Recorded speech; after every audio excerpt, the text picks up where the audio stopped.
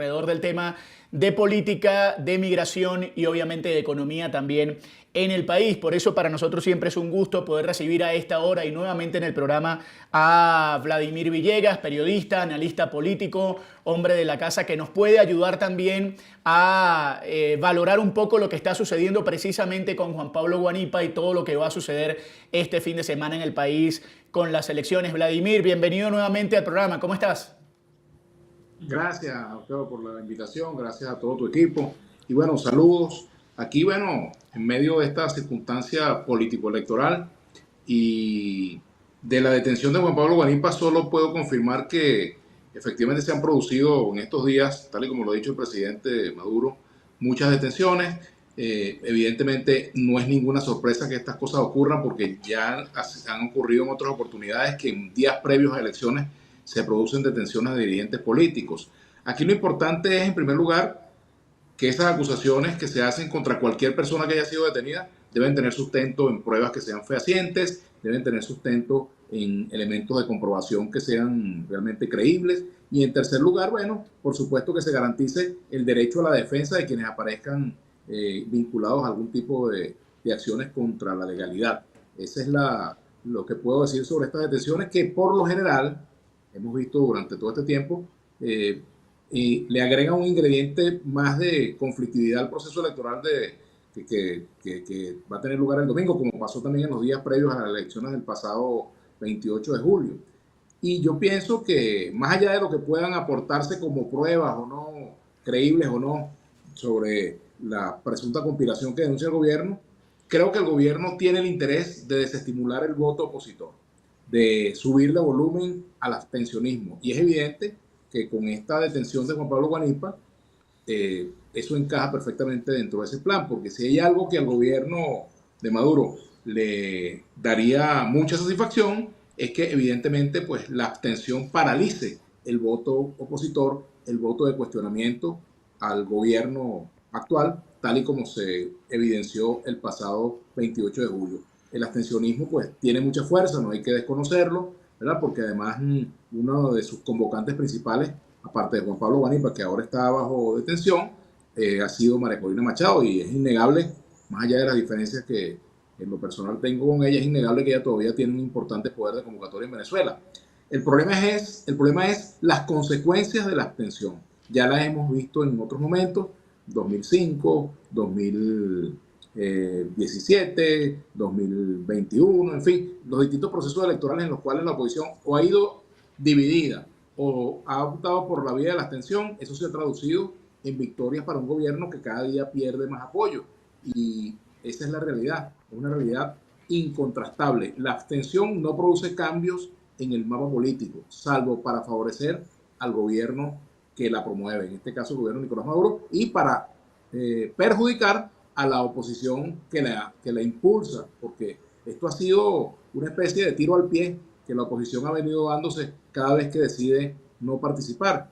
Y pues no es ninguna sorpresa que no haya información suficiente sobre el proceso electoral. El Consejo Nacional Electoral no ha sido diligente en cuanto a informar a la población sobre el proceso. Anoche nosotros en nuestro programa junto a Arila Banorio, que se llama El Último y Nos Vamos, ahí en Onda, la Superestación, bueno, entrevistamos a Enrique Capriles, la penúltima entrevista de campaña que hicimos, y él precisamente decía pues que había una gran desinformación, que hay mucha gente en Venezuela que ni siquiera sabe que hay elecciones, no se sabe que se está eligiendo, hay gente que cree que se van a elegir alcaldes y no se van a elegir alcaldes, gente que desconoce los candidatos, en fin, hay todo un clima de desinformación que evidentemente encaja en los planes del gobierno, que evidentemente van en la dirección, como lo decía, de impedir o de frustrar la participación de las grandes mayorías.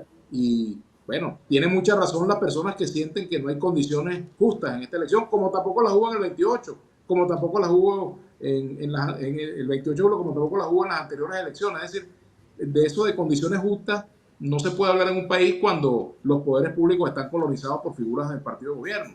Eso pasa en el CNE, pasa en el Tribunal Supremo de Justicia, pasa en la Fiscalía, pasa en la Defensoría, en fin, es decir, si algo no tenemos en Venezuela es independencia de poderes, pero esa fue la ruta que le tocó transitar y le toca transitar a quienes aspiramos a un cambio democrático, en paz, un cambio sobre la vía, sobre la base de una estrategia electoral democrática constitucional. Ese es el camino que espera, porque el otro camino, el de esperar que vengan de afuera a resolver el problema, ya vemos que se traduce en más frustraciones y en más represión y en que el gobierno se consolide. Políticas de sanciones, políticas de acciones del extranjero, pretender que alguna potencia resuelva, entre comillas, el conflicto político, lo que termina es, como resultado, termina resultando pues una gran frustración para la población, que es inmensamente mayoritaria, la que está, digamos, de acuerdo con un cambio político. Sabemos que es una decisión muy complicada para los venezolanos, ¿verdad? Hay 1000 argumentos para no participar, pero también hay 1000 argumentos para participar. Correcto. Y en lo particular yo creo que hay que votar, porque yo no pienso regalar mi voto, no pienso dejar de pronunciarme, porque aun pase lo que pase con el resultado, pues creo que es lo correcto. Vladimir, ya junto con Valentina, con Santiago, nos vamos a meter en el tema de elecciones, pero quiero repreguntarte sobre el tema de Juan Pablo Guanipa para ya tocar lo que va a suceder este fin de semana. Siendo además Juan Pablo Guanipa una persona muy cercana a María Corina Machado, en tu experiencia, Vladimir, sabiendo además todo el tiempo que tienes conociendo el régimen, ¿entiendes que, digamos, la gente del Estado, la gente que está cerca de Nicolás Maduro, valga la redundancia, está cerca de María Corina Machado? Es decir, terminan deteniendo a Juan Pablo Guanipa, que es prácticamente la mano derecha, para no detener a María Corina Machado, que hubiese significado además un movimiento popular diferente. Bueno, mira, si hubiese querido detener a María Corina Machado, lo habrían podido hacer precisamente el día que hubo la manifestación antes de la juramentación de Maduro, y no lo hicieron. Ese es un episodio que todavía no está muy claro realmente qué fue lo que pasó. Detuvieron a una persona supuestamente colaboradora muy cercana de María Corina. Esa persona apareció con un short con la bandera de Estados Unidos, abrió la puerta diligentemente a la policía. La policía pidió hasta permiso para entrar, cosa insólita en Venezuela, por cierto. Caramba, permiso para ingresar a su residencia, usted me permite, pasen adelante. Es decir, y bueno, ella no fue detenida en ese momento, con lo cual pienso que ocurre más o menos lo mismo que con el propio Juan Guaidó, es decir, que no llegó a ser detenido, sino en una oportunidad le dieron un paseo muy parecido a lo que pasó con María Corina Machado, y luego quedó en libertad, nunca fue detenido realmente. Es decir, al gobierno lo que le interesa no es detener a María Corina Machado, le interesa es, digamos, desmantelar, desarticular todo lo que esté en torno a ella, cuyo liderazgo yo no desconozco, ¿verdad? Tiene un liderazgo importante, tengo muchas distancias políticas con su forma de ver las cosas, pero eso es harina de otro costal. En todo caso, creo que la detención de Juan Pablo Guanipa pues, es un paso más en esa política pues, de llevarse por los cachos, para decirlo de alguna forma muy popular, toda la estructura de la maquinaria de María Corina Machado. Pero además, también, recordemos que Juan Pablo Guanipa ha atacado duramente al líder zuliano Manuel Rosales, y ha sido muy polémica su figura porque cuando él no aceptó juramentarse ante la Asamblea Nacional Constituyente, la que yo llamo la ANC tapa amarilla, pues terminó la gobernación en manos de Omar Prieto, lo cual fue una experiencia desastrosa para el propio pueblo zuliano. Luego Manuel Rosales vuelve, sin embargo, pues Juan Pablo Guanipa también se convirtió en uno de los voceros más firmes o más extremistas en cuanto a la calificación de Rosales como un traidor, un vendido, etc. Y esto evidentemente también puede tener un efecto en el aumento de la abstención a lo mejor en el estado Zulia, que pueda perjudicar el triunfo de Manuel Rosales. El problema está en considerar que es bueno que pierda Manuel Rosales, por ejemplo, o es bueno que pierda cualquier opositor para convalidar la tesis de la abstención, lo cual me parece a mí un grave error. Entonces, yo no sé si el gobierno planea o no planea detener a María Corina Machado, pero yo lo que digo es que de haberlo querido hacer, lo hubiesen hecho en aquel momento, que la tenían muy fácil relativamente. Y por cierto que Juan Pablo Guanipa logró en esa oportunidad también escapar a quienes lo estaban persiguiendo, ¿no? Sí, mira, Vladimir, te interrumpo un segundo, porque vamos a escuchar justamente un video que Juan Pablo Guanipa grabó y acaban de postear en sus redes sociales por esta detención. Un video de hace apenas. Vamos a escucharlo y hablamos más del tema. Veamos. Queridos hermanos, si están viendo este video es porque he sido detenido, secuestrado por la dictadura de Nicolás Maduro. Esta es una lucha que ha sido difícil, compleja, porque nos estamos enfrentando a un régimen autoritario que ha decidido mantenerse en el poder a pesar de la impresionante manifestación de voluntad popular que dio el pueblo venezolano el día 28 de julio. Qué grande es el pueblo venezolano, qué grandes somos los venezolanos. 25 años con una vida humillada por un régimen dictatorial presidido por Chávez y Maduro, y todavía estamos aquí en pie de lucha, dando la pelea, haciendo todos los esfuerzos para lograr que Venezuela sea un país libre, democrático, de oportunidades para estudiar, para trabajar, para emprender, donde regresen los que se fueron y podamos unificar a la familia y podamos echar hacia adelante a Venezuela. Yo estoy convencido de que eso lo vamos a lograr. Totalmente convencido. No tiene escapatoria Nicolás Maduro. No tiene forma de demostrar la farsa que anunció al país su lugarteniente presidente del Consejo Nacional Electoral.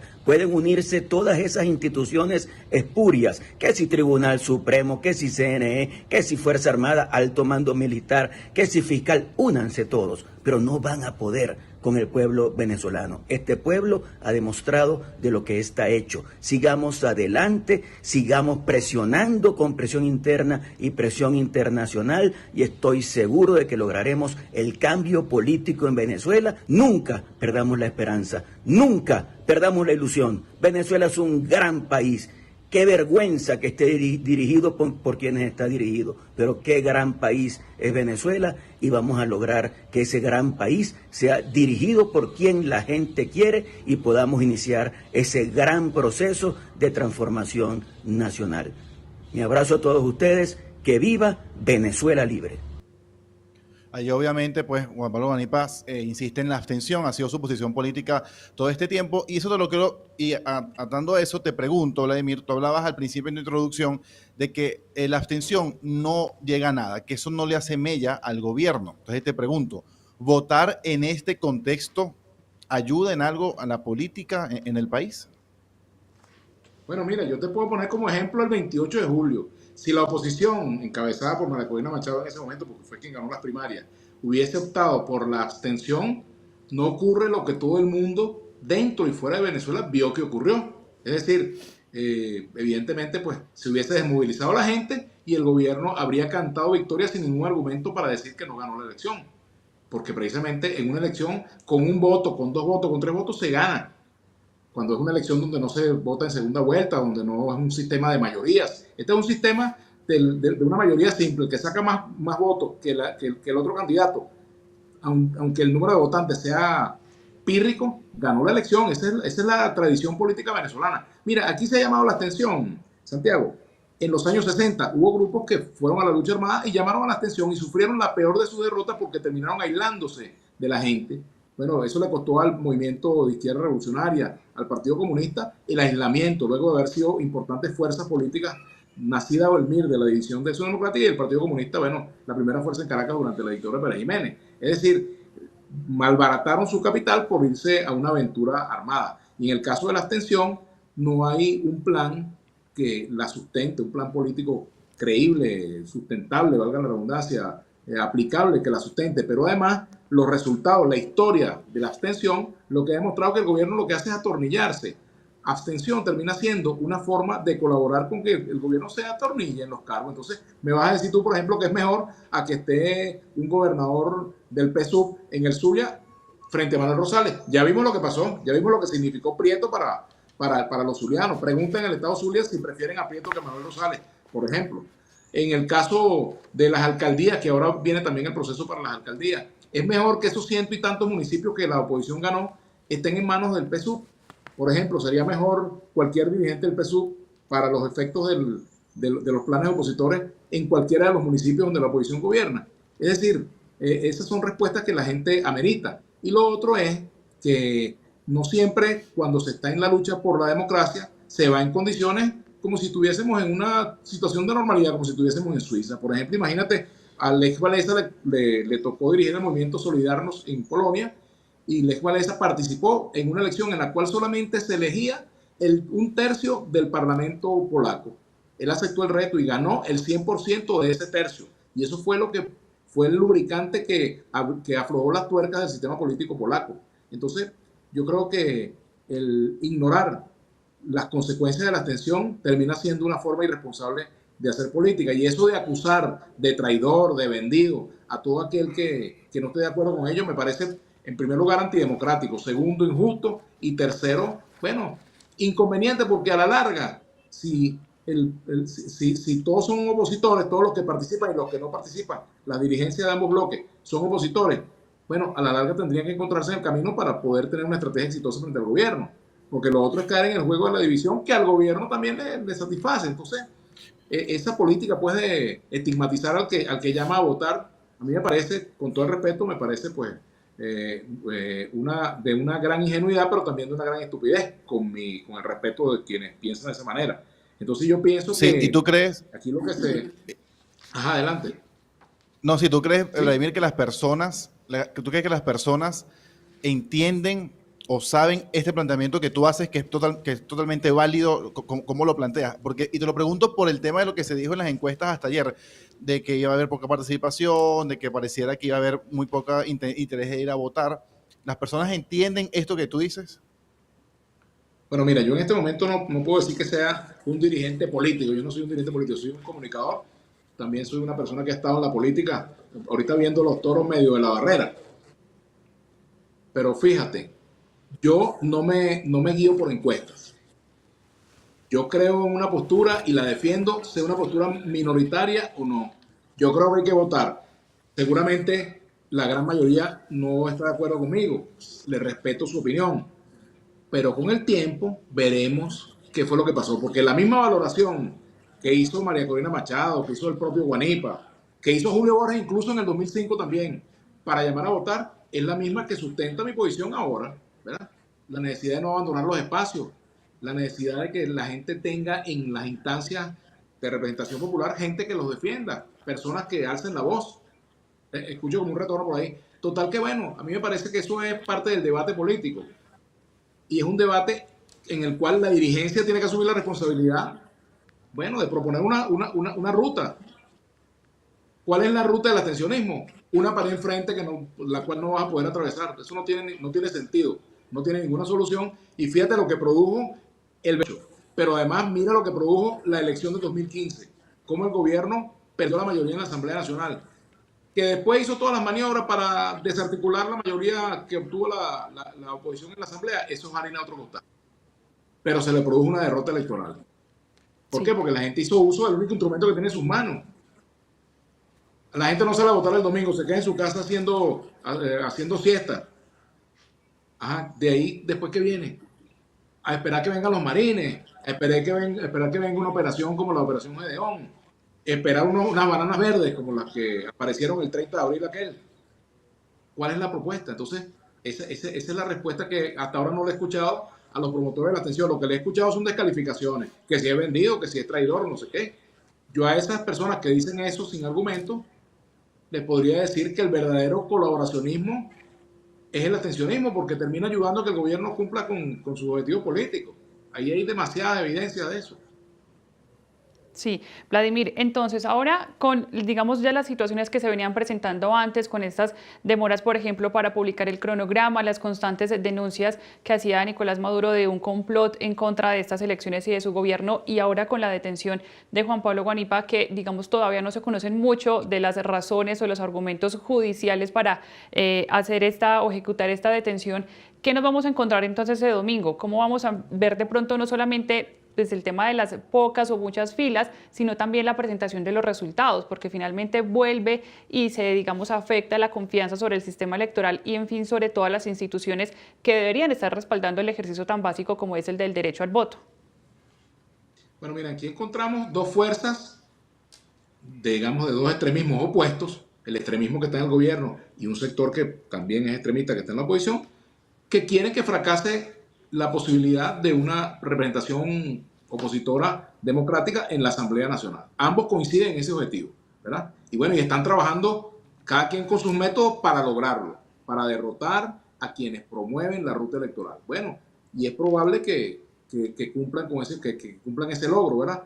¿Cuál es el resultado de ello para Venezuela? Bueno, ¿qué se traduce? En que se prolonga un gobierno al cual la mayoría no quiere, ¿verdad? Es que son electos gobernadores y diputados que no tienen el respaldo mayoritario del electorado si todos decidieran votar. Eso es lo que va a ocurrir. Y entonces, bueno, le evitas ahora con el llamado a la abstención, le evitas el trabajo de hacer lo que hicieron el 28 de julio. Esa es la realidad. ¿Qué viene? Bueno, viene una dura cuesta para la lucha por la democracia en Venezuela. Viene una dura cuesta porque ahora viene también la discusión en torno a la reforma constitucional. Los resultados del domingo, bueno, el domingo no se acaba el país, ¿verdad?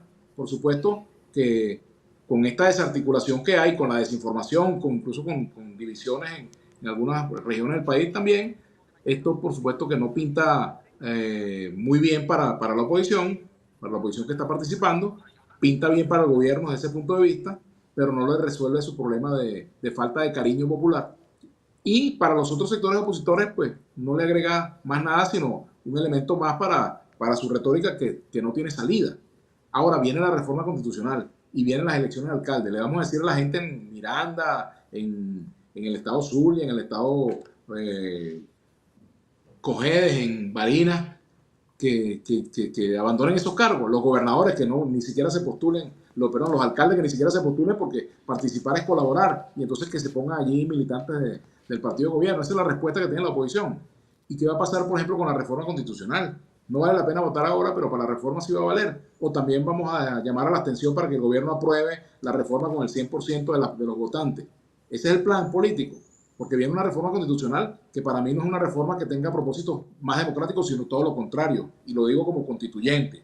Es un gran reto, tan importante como el del domingo, la reforma constitucional, y cuidado si de mayor profundidad, porque se trata de desarticular la Constitución, de desarmarla, de descuadernarla. No es una reforma, sino no buscan reformar la Constitución, sino deformarla y quitarle su contenido en materia de derechos humanos, en materia de libertad de expresión, en materia de derechos democráticos, en materia de pluralismo. Ese es el problema que tenemos, que es muy grave, y entonces si a eso le respondemos con la abstención, no votar ahora para luego llamar a votar, y va a cambiar las condiciones electorales, va a cambiar el Consejo Nacional Electoral, va a cambiar la posibilidad de la gente de tener acceso al control de los resultados, en fin. Terminamos en la misma, termina el perro mordiéndose la cola.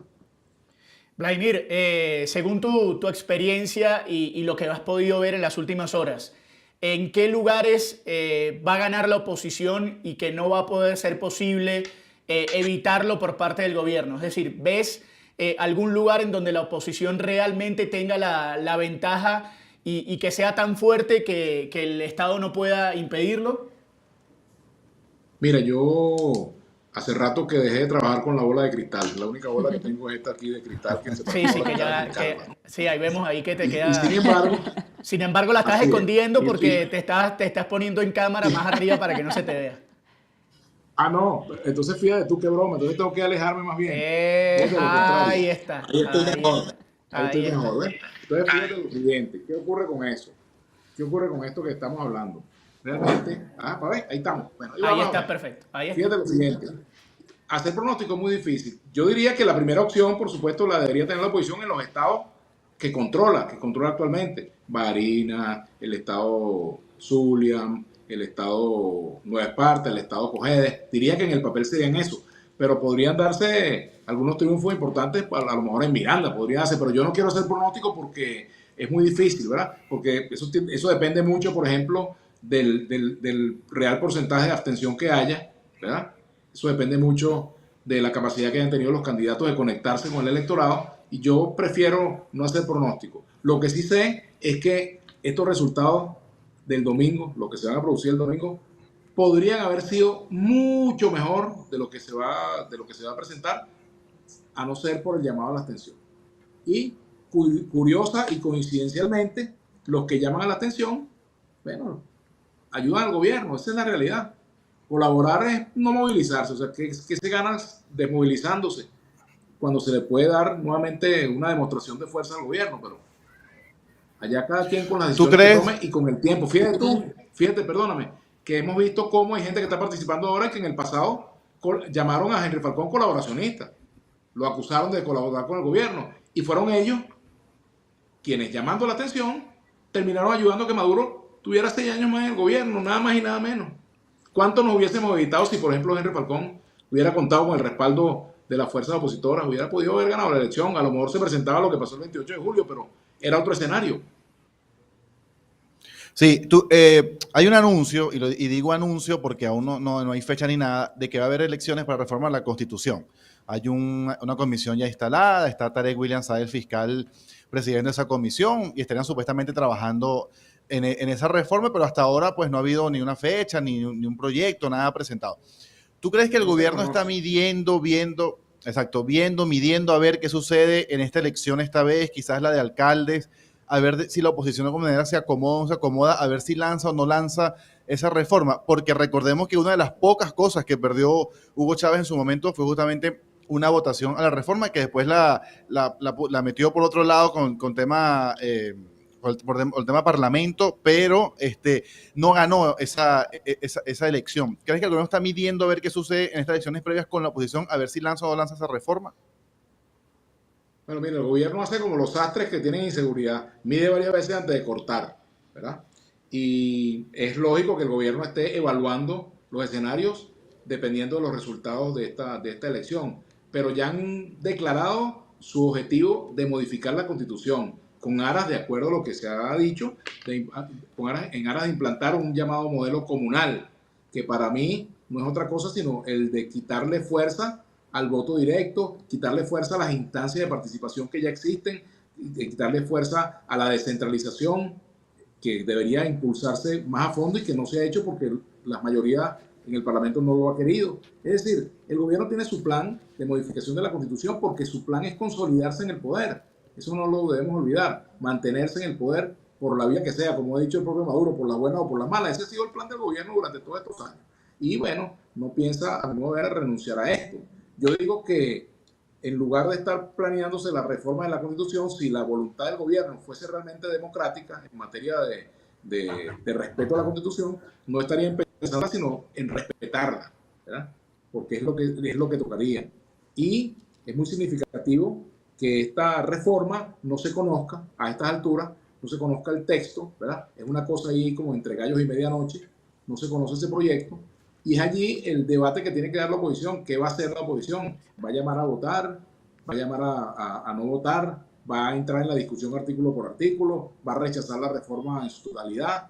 Son muchas opciones lo que están planteados. Pero hay que esperar porque a lo mejor si para el cumplimiento de los objetivos del gobierno, si no tienen la urgencia de elegir, de someter a consideración esa reforma, a lo mejor pueden aguantarse. Pero yo creo que la oposición, si me preguntaran a mí los factores opositores, yo diría que tienen que estar preparados como si la reforma fuera al día siguiente, para informar a la gente acerca de lo que se debe hacer, para informar al elector, para denunciar aquellas cosas que son retrocesos al planteamiento que está contenido en la Constitución del año 99, que para mí es lo que hay que defender esa Constitución, como pasó en el 2007. Fíjense ustedes, en ese momento yo era vicecanciller, y como vicecanciller, pues como ciudadano y como firmante de esa Carta Magna, yo tomé la decisión de salir públicamente a rechazar esa reforma, y eso me costó salir del gobierno, y a gusto con esa consecuencia, ¿verdad? Bueno, eso fue en el 2007. Ahora viene esta reforma. ¿Qué se va a hacer? ¿Se va a dejar que el gobierno la imponga porque como no hay que votar, no hay que legitimar al gobierno, no hay que votar? ¿Qué se va a hacer? O sea, esa es la gran pregunta para la oposición, más que para el gobierno. El gobierno tiene sus planes claros. La oposición carece de una estrategia a corto y a mediano plazo. Vladimir, muchas gracias, como siempre. Que salga todo lo mejor posible este fin de semana. Bueno, que puedan resolverse estas situaciones en medio de una crisis como la que hay en el país. Te mando un abrazo. Te pedimos que te cuides, evidentemente, por todo lo que va a suceder este fin de semana. Y saludos al Grandes Ligas de Alejandro en los Estados Unidos. Gracias, bueno, gracias. Saludos, Octavio, saludos a todo el equipo, Santiago, a todos los demás compañeros. Y bueno, un gran abrazo y que sea lo mejor para el pueblo de Venezuela. Así es. Vladimir Villegas con nosotros acá en el programa en Venezuela al Día, analizando todo el tema político, todo el tema que hay en relación a la detención de Juan Pablo Guanipa y todo lo que está sucediendo en el país previo a lo que va a ser este fin de semana de elecciones en Venezuela. Antes de meternos en otro tema, le pregunto a Santiago Martínez. Santi, ¿hay alguna novedad de última hora con respecto a Guanipa? ¿Se sabe